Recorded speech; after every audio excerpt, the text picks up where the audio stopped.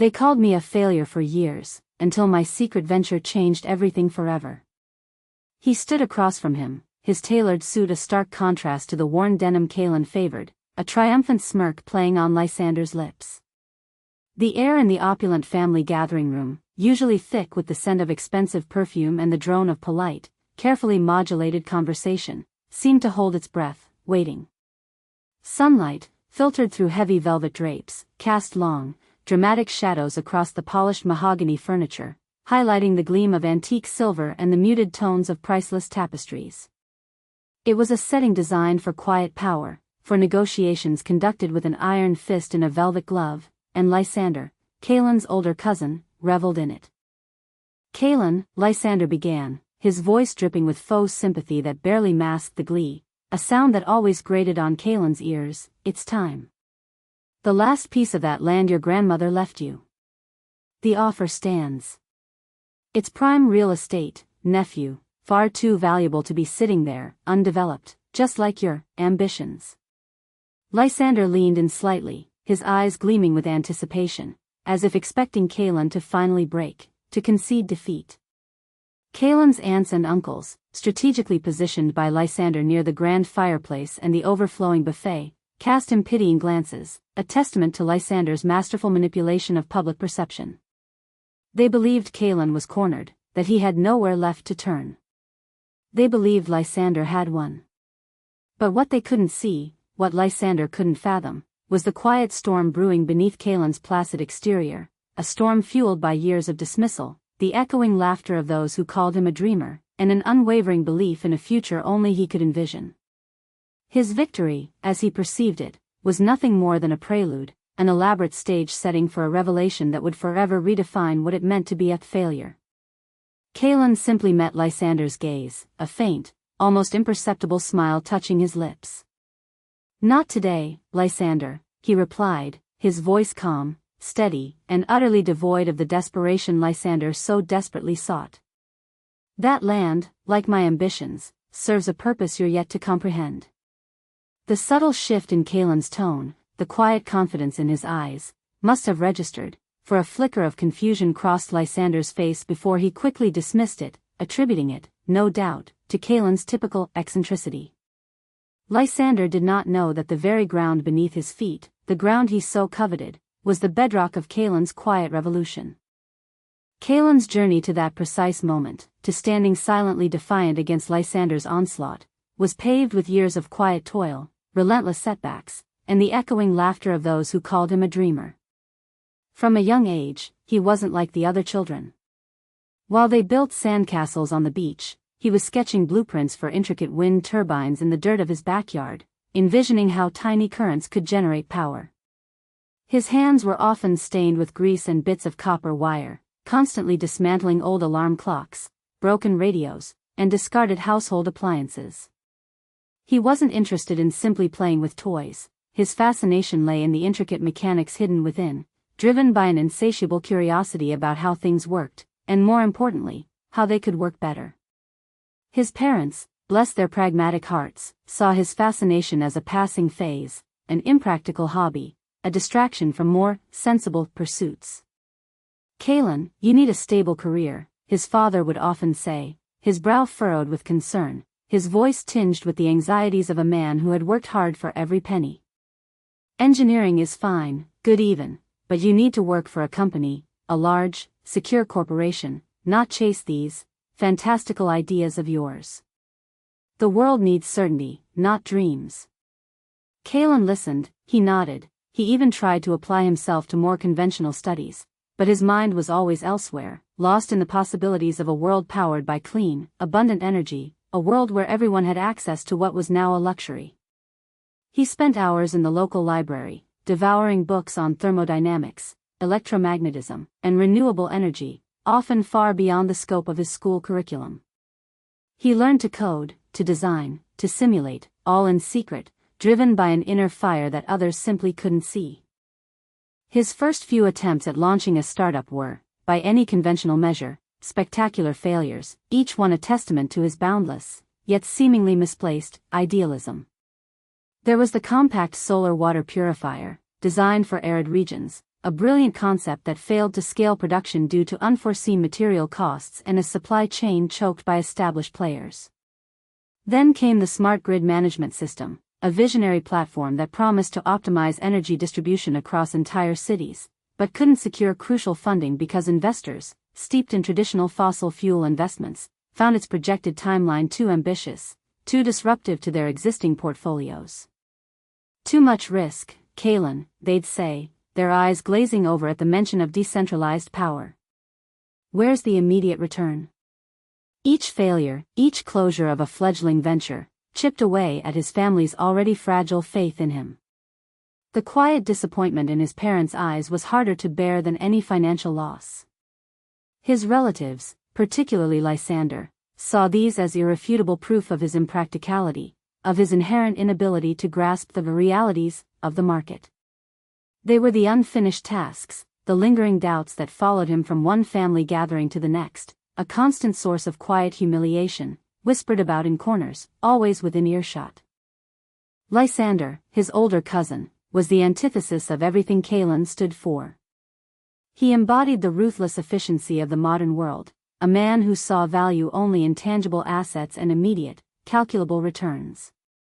Lysander had taken over their grandfather's modest real estate business, a respectable but unremarkable enterprise, and, through aggressive acquisitions, shrewd dealings, and a singular focus on profit maximization, had transformed it into a sprawling empire that dominated the regional market. His success was undeniable, his wealth ostentatious, and he never missed an opportunity to flaunt it. At family dinners, while Kaelen sat quietly nursing a drink, observing the intricate social dance of his relatives, Lysander would regale everyone with tales of his latest multi-million-dollar deal, his voice booming with self-satisfaction. He would subtly weave in anecdotes about the importance of sensible choices, the undeniable power of tangible assets, and the dire dangers of chasing windmills, a phrase he seemed to have coined specifically for Kaelen. His favorite cautionary tale, of course, was always Kaelen himself. Poor Kaelen, he'd lament, loud enough for everyone to hear, his voice laced with a performative pity that barely concealed his scorn, still chasing those fantastical inventions. A brilliant mind, truly, but utterly wasted on pipe dreams. He should have listened when I told him to invest in commercial properties, in something real, something that actually generates income. Now he's barely scraping by, I hear, still living in that tiny apartment, tinkering away like a mad scientist. These public pronouncements were designed not just to humiliate Kaelen, but to subtly undermine his confidence, to push him towards a more sensible career path, preferably one that might, coincidentally, benefit Lysander's extensive network.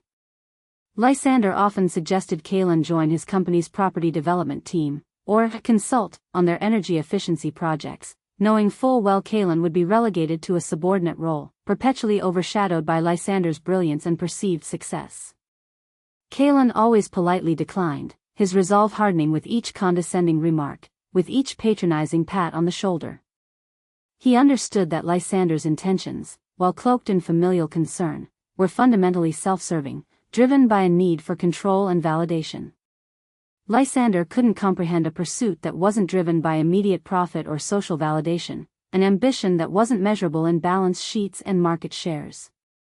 To Kaelen, his cousin was a mirror reflecting a path he refused to take, a life devoid of genuine purpose beyond accumulation.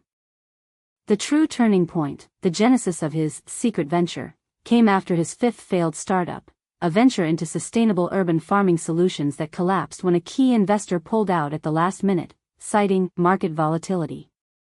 Kaelen was at his lowest point, financially and emotionally drained.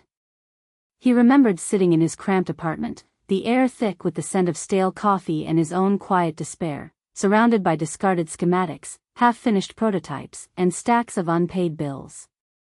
The weight of everyone's dismissals pressed down on him, suffocating him. He saw the concern in his parents' eyes deepening into something akin to resignation, their unspoken fears manifesting in strained silences during phone calls. Even then, however, a stubborn ember of conviction glowed within him, refusing to be extinguished. He realized that his previous ventures, while innovative, were too reliant on existing infrastructure, too susceptible to the very market forces that had always favored the established and the conventional. What if, he wondered, staring at a schematic for a miniature perpetual motion device that had once seemed impossible, he could create something truly disruptive?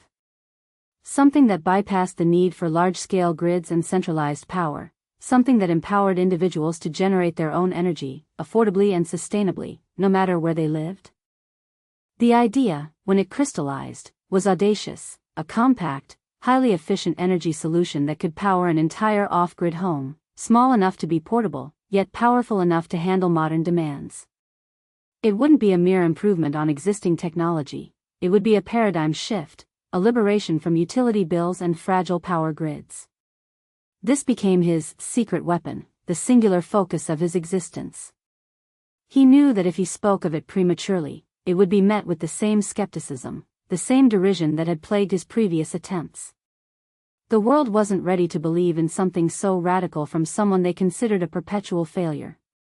So, he decided to work in complete obscurity, pouring every waking hour, every last penny of his meager savings, into its development. He sold his few remaining non-essential possessions, lived on the bare minimum, and turned his small, rented workshop shed into a crucible of innovation, a sanctuary from doubt. The inherited piece of land Lysander so desperately coveted became more than just a forgotten plot, it became Kaelen's collateral, his final lifeline. It was a modest 5-acre parcel on the outskirts of town, mostly undeveloped forest, bordering a quiet creek, a place where Kaelen had spent countless hours as a child, lost in his thoughts and dreams. For him, it represented independence, a tangible link to his grandmother, Elara, who had always encouraged his unconventional thinking. She was the only one who had truly seen his spark, who had urged him to follow his crazy ideas.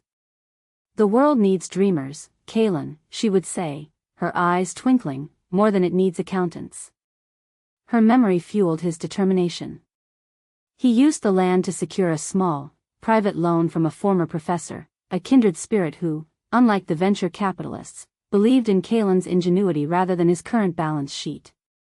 It was a loan that covered the exorbitant cost of specialized components, high-purity rare earth materials, custom-fabricated microprocessors, and the advanced manufacturing equipment he needed for the final prototype. It was a calculated risk, one that, if unsuccessful, would truly leave him with nothing but a mountain of debt and a shattered dream. But the belief in his vision, the unshakable conviction that this time would be different, superseded all fear. He knew that the biggest obstacle wasn't the engineering challenge itself, but the pervasive doubt of those around him.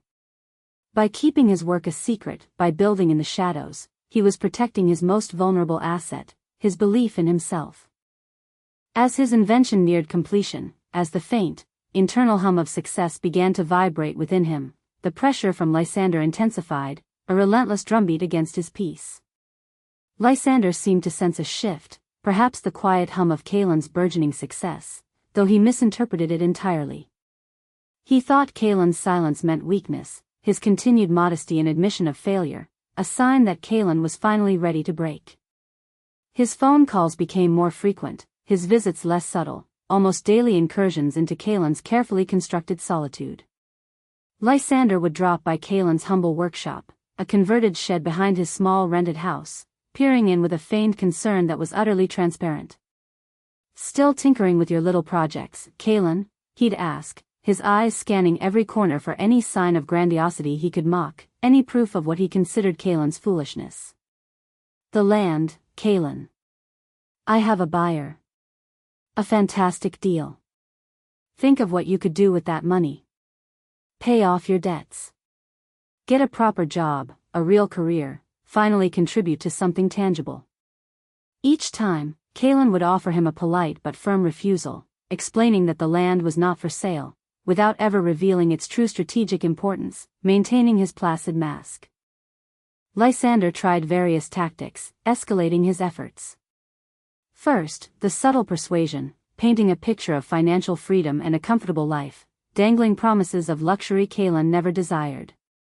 When that failed, he resorted to veiled threats, implying that the land was accumulating taxes and liabilities that would soon overwhelm Kaelen, fabricating stories of squatters and environmental violations.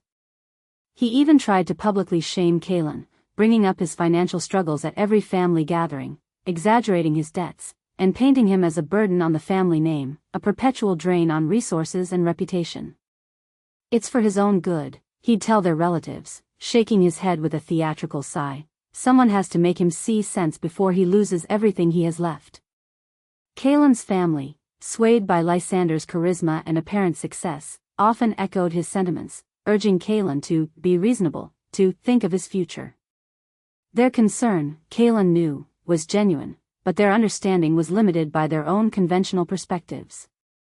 Kaelen let him talk. He let him believe he was winning. Lysander's arrogance was his shield, his blindness Kaelen's greatest asset. The less Lysander knew, the more he underestimated Kaelen, the more space Kaelen had to work, to perfect his design in peace. While Lysander was busy orchestrating his public campaigns against Kaelen, basking in the glow of his own perceived victory, Kaelen was meticulously refining the core components of his energy solution, a revolutionary, self-charging kinetic resonator that could harness ambient environmental energy, the subtle vibrations of the earth, the gentle sway of trees, even the resonance of distant sound waves, with unprecedented efficiency, coupled with an ultra-dense, long-duration storage cell. It was small, no larger than a standard washing machine, yet theoretically capable of powering a substantial household for weeks, even months, without external input, a true marvel of sustainable engineering. The final phase of development was the most intense, demanding every ounce of his remaining energy and focus. It required absolute concentration, every fiber of his being dedicated to solving the last few engineering hurdles, to coaxing the prototype from theory to flawless reality. He subsisted on instant noodles and lukewarm coffee, often forgetting to eat, his hands perpetually stained with grease and solder flux.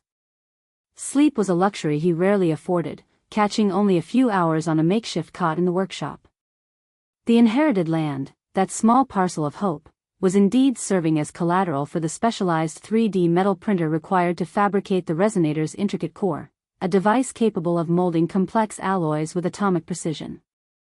Lysander's pressure was constant, a low hum of anxiety beneath Kaelen's concentration, a constant reminder of the deadline looming.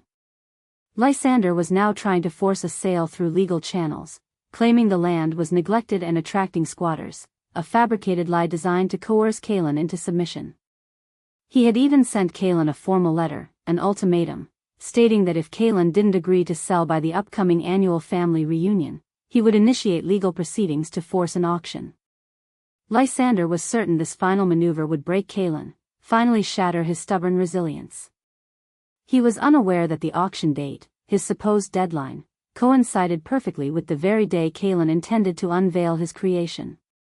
The irony was almost poetic, a fitting culmination of years of quiet struggle against overt machinations.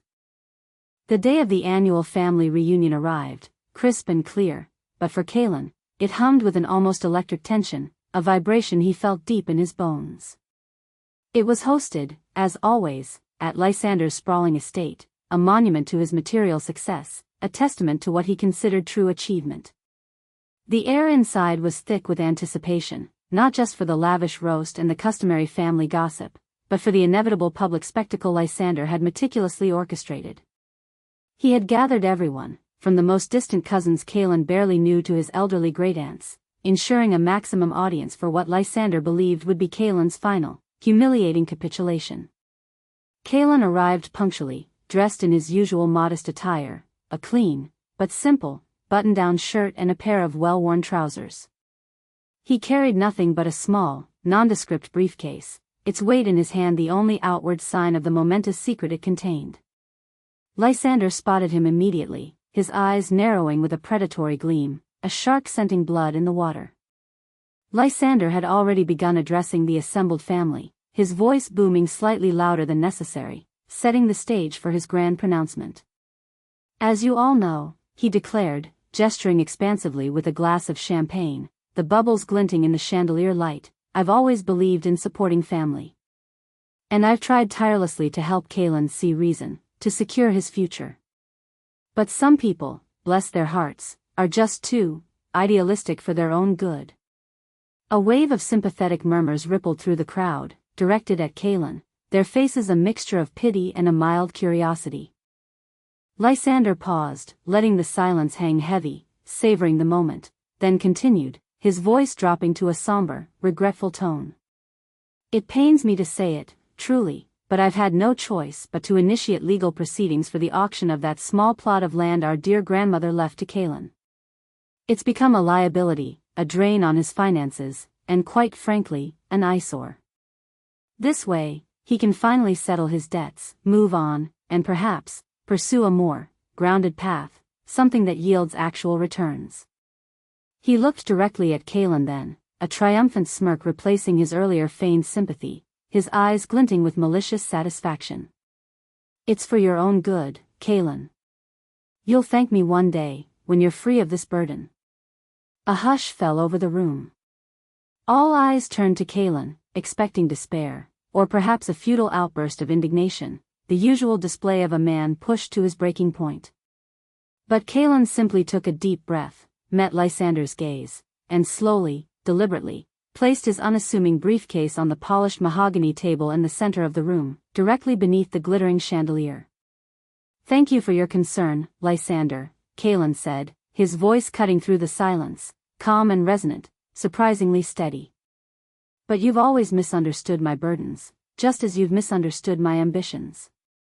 That land, as you call it, was never a liability. It was a catalyst." Lysander's smirk faltered, replaced by a flicker of irritation. His carefully constructed narrative was not unfolding as planned. A catalyst for what, Kaelen? More failed dreams? More fantastical schemes that lead nowhere? A few nervous chuckles rippled through the room, quickly dying down as Kaelen held their gaze. "A catalyst for a future, Lysander," Kaelen countered, his eyes sweeping across the faces of his family, many of whom had written him off years ago, their expressions now a mixture of apprehension and dawning confusion. "A future where energy isn't a commodity controlled by a few, but a right accessible to all." With methodical precision, Kaelen opened the briefcase.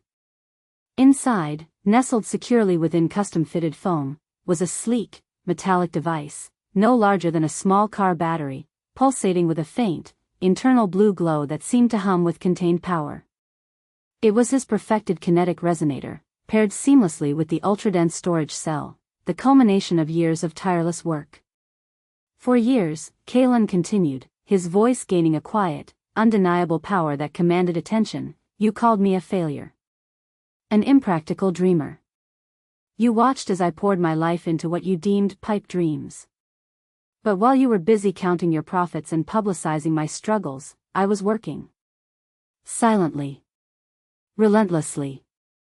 I was building this." He gently lifted the device, holding it up for everyone to see, the blue light casting an ethereal glow on his face. Lysander scoffed, a desperate sound devoid of his usual conviction. "What is that, Kaelen? Another one of your toys? A fancy paperweight perhaps, another prototype destined for the scrap heap?" "It's a compact, self-sustaining energy solution," Kaelen explained, his voice unwavering, resonating with conviction, capable of powering an entire home off-grid, indefinitely. No external fuel. No grid connection needed. It harnesses ambient kinetic energy from its environment, converting it into clean, usable electricity, and stores it with unprecedented efficiency. This isn't a prototype, Lysander. It's the finished product. Tested, proven, and ready for deployment. Lysander laughed, a loud, derisive sound that grated against the sudden silence of the room. "Impossible. Preposterous. If this were real, if you truly had invented such a thing, the world would know. You'd be a billionaire already, not scrambling to pay your debts." "Indeed," Kaelen replied, a small, knowing smile now fully forming on his lips, a genuine smile of quiet triumph. "And soon, they will. But first, my family deserves to know." He looked at his parents, their faces a mixture of confusion and dawning hope, tears beginning to well in his mother's eyes. The land, Lysander, wasn't just collateral for a loan. It was the site of its final, crucial testing phase. For the past 3 months, a small, off-grid research facility powered entirely by one of these units has been operating there, undetected, completely independent of conventional power. It has proven its stability, its efficiency, its revolutionary potential, beyond any doubt.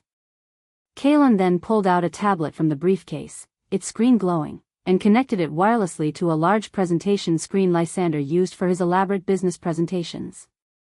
On the screen, a real-time data feed flashed, energy output, consumption, storage levels, all perfectly balanced, sustained by the device Kaelen held. Then, a video began to play, footage of the small, self-sufficient facility on the very land Lysander intended to auction, humming with power, surrounded by untouched nature.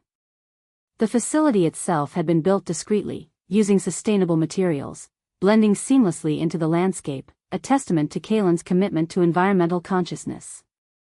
The video showed researchers working inside, lights blazing, complex equipment running, all powered by a single unit of his invention. The footage was irrefutable, undeniable proof. The room erupted in a cacophony of gasps, whispers, and exclamations. Chairs scraped back as people leaned forward, straining to see.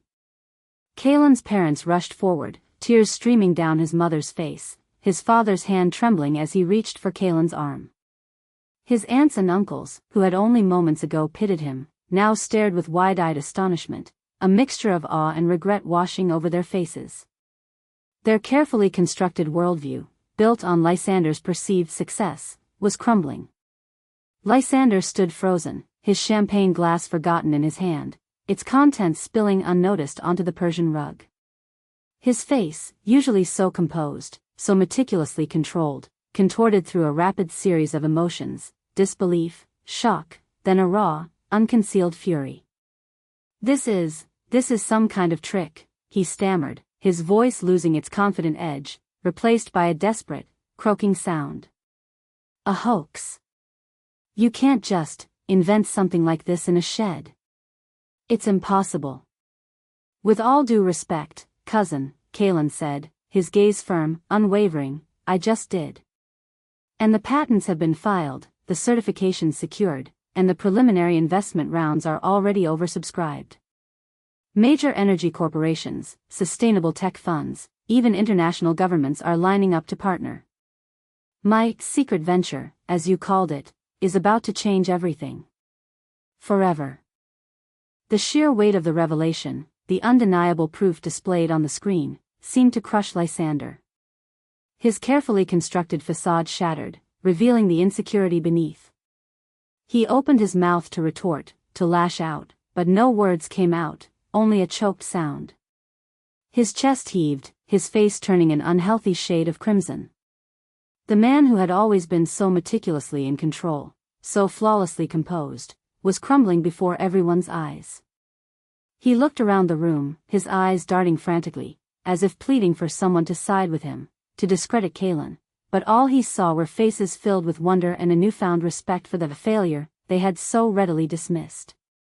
The pity, the condescension, had vanished, replaced by an uncomfortable mixture of admiration and a dawning realization of their own profound misjudgment.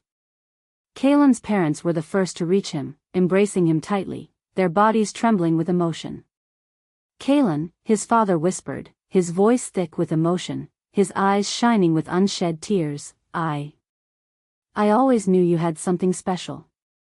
I just didn't understand. I'm so proud." Their words, simple as they were, meant more than any accolade, more than any billion-dollar deal.